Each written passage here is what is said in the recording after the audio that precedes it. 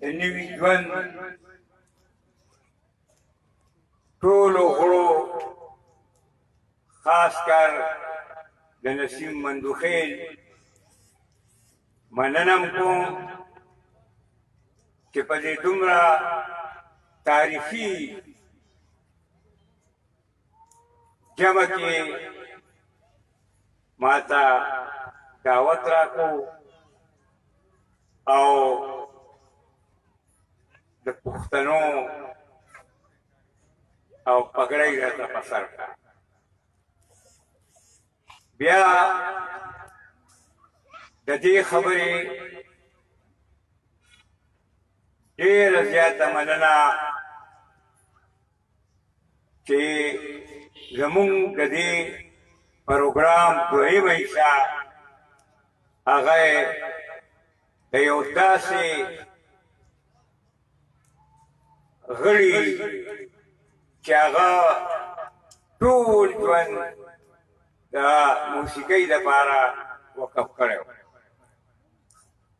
خدای بخښلی هدایت الله چې دا د هغه په نوم و. ملګرو هدایت الله داسې یو ارټسټ او د هر یو ارټسټ په هکله به دا خبر وکړم شاعر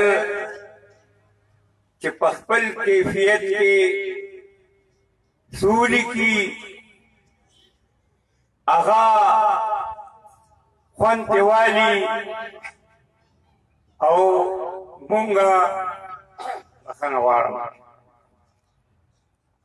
د سوات د علاقې خلک دې ته دې لفظ ته لغړ وایو، څوک ورته بربن وایي. نو د شاعر د کیفیت هغه لیکلي شعرونه چې شاعر کې خوند والي هغه یو لغړ بوت پاتې ښکلی لغړ بوت. بیا چې کله د شاعر دا لیک ترنم ته لاړ شي نو په دې بوت کې روح راشي. دغه شان چې دا د موسیقۍ سانچو ته لاړ شي د دې میکپ وشي دا یو ژوندی لیلا شي. نو هدایت الله صاحب د شاعرانو قلم ژوندی کړی دی او لیلا یې جوړه کړې ده.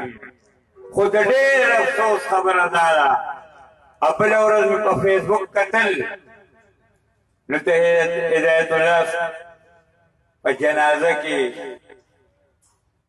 د سوزشمار کسان خپه هم شوم